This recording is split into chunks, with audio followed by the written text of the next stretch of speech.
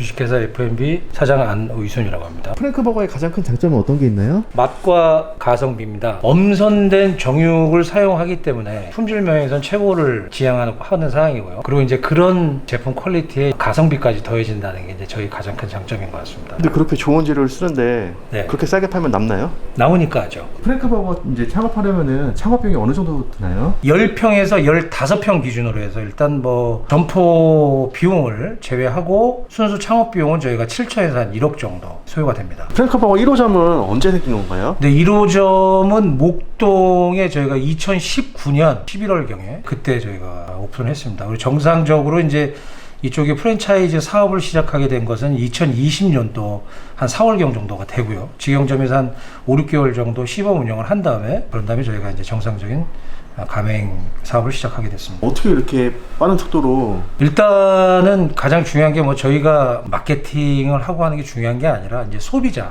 목동점에도 연일 판매가 뭐 다 아시겠습니다만 월 매출이 1억이 넘는 매장이거든요. 이제 그만큼 소비자들한테 반응이 좋았다. 그러다 보니까 이제 이게 빨리 확산이 된 것 같습니다. 그러면 이제 목동 1호점은 네. 몇 평인가요? 정확하게 10평입니다. 10평에서 1억이 넘는 매출이 나온 거예요? 월 매출 맞습니다. 그렇게 잘 된 이유가 뭐라고 생각하세요? 맛입니다. 아까 제가 말씀드렸던 맛과 가성비. 매장들 평균 순수익은 어느 정도 나오나요? 순수익 이거는 굉장히 좀 상대적인 거여서요. 왜 그러냐면 운영 경비 중에 인건비라든지 점주님이 또 가담하냐 아니면 반 오토 이게 들어갔다 나왔다 하시냐 아니면 오토로 운영하냐 이런 부분 때 이런 상황에 따라서 굉장히 상이하기 때문에 제가 정확하게 말씀드릴 수는 없습니다. 통상 저희가 말씀드리는 거는 15%에서 20% 정도를 말씀을 드립니다만 매장 여건 그리고 운영자의 능력에 따라서 이건 천차만별이기 때문에 제가 특정 지어서 말씀드리긴 참 애매한 상황입니다. 손님층은 주로 어떤 분들인가요? 초등학생부터 이제 고등학생 그리고 20대 30대가 주가 되는 것 같습니다. 그러면 이제 프랭크버거의 그 조리 난이도는 어느 정도인가요? 라면 끓이는 것보다 더 쉽다고 하면 제가 오버하는 건지 모르겠습니다만 일단 준비하는 거는 그래요. 빵은 어차피 본사에서 다 공급을 하고요.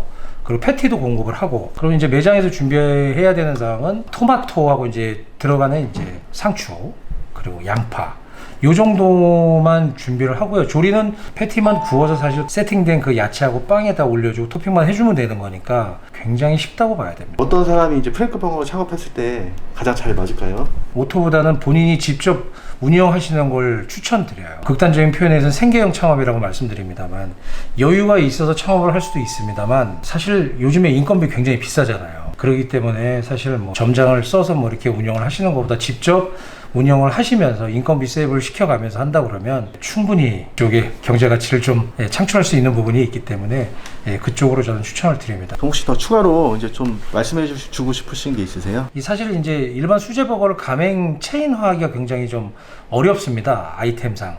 패티라든지 이런 부분들을 직접 매장에서 수제로 다 핸들링을 해줘야 되기 때문에 저희는 이 가공법 자체가 사실 뭐 특허인 게 그러니까 이제 고기를 갖다 해동된 상태에서 고기가 해동이 되면 사실 뭐 드립이라고 해서 이제 그 육즙이 다 빠지지 않습니까? 저희는 냉동된 상태에서 고기를 갖다가 그 차핑기가 있어요. 굉장히 그 대형 차핑기인데 고기를 갖다가 또 뭐 이거를 갖다가 분쇄를 해서 들어가는 게 아니라 바로 통 덩어리로 들어가게 되면 기계에서 이제 그거를 분쇄를 해서 냉동 상태에서 바로 햄버거 패티를 성형을 하게 됩니다. 그래서 이제 그걸 갖다가 급냉을 시키기 때문에 거의 그 원육의 육즙이라든지 이런 부분들을 전혀 손상을 안 주고 패티를 성형을 하기 때문에 그래도 매장에 또 공급을 하거든요. 그러니까 완전히 이거는 뭐 수제라고 볼 수가 있는 거죠. 수제버거 전문점은 말 그대로 손이 많이 간다. 매장에서 그런 패티나 그런 것들을 가공하고 제작하려면. 근데 저희는 똑같이 그런 수제 패티의 맛을 내는데 공장의 어떤 그런 특수한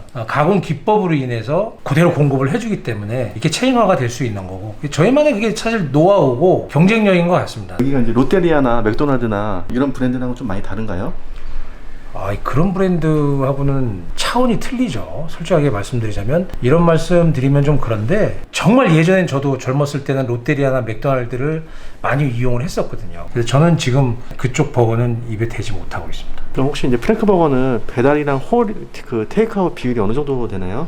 평균적으로 보시면은요, 네, 프랭크 매장 판매 그러니까 이제 매장 판매는 이제 테이크아웃까지 포함이 돼 있는 거죠. 그게 한 6 정도, 그리고 배달 판매가 한 4, 6대4 비율 정도가 되겠습니다. 6대4에서 이제 테이크아웃에서 굳이 보자면 4대2 정도, 4 정도가 테이크아웃. 홀은 사실 거기서 2% 정도라고 봐야죠. 근데 프랭크버거를 창업하게 되면은 창업 시 네. 뭐 지원 혜택 같은 게 있나요, 본사에서? 본사에서 지원되는 혜택이 일절 없습니다. 그렇게 말씀을 드리고 싶은 게 명품은 할인 행사를 하지 않습니다. 사실 저는 뭐 이렇게 신문 광고나 라디오 광고 이렇게 보면은 가맹비를 뭐 면제해 준다든지 그런 혜택들을 하고 있습니다만 브랜드 가치를 떨어뜨리는 건 행동이에요. 그만큼 시장성이 없다 보니까 할인 마케팅을 통해서 광고를 하고 있는 것 같은데 저희는 그렇게 하지 않습니다. 제대로 된 상품을 만들어서 정확한 가격에 더도 덜도 없이 저희는 애누리 없이 그렇게 저희 브랜드를 팔고 있습니다. 대신에 이제 저희는 이 오픈 지원이라든지 오픈 점검, 사실 뭐 전수 매장을 방문해서 오픈 점검이라든지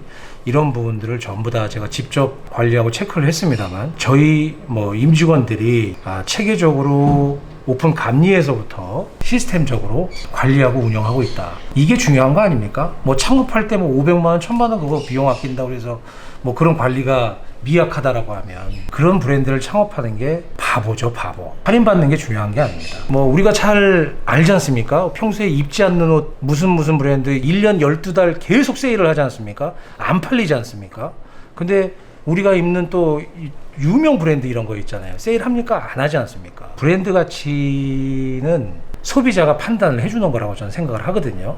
그만큼 공급에 따른 수요가 충분하기 때문에 할인을 하지 않는 겁니다. 저희 브랜드는 절대 할인하지 않겠습니다. 이건 저희만의 고집입니다.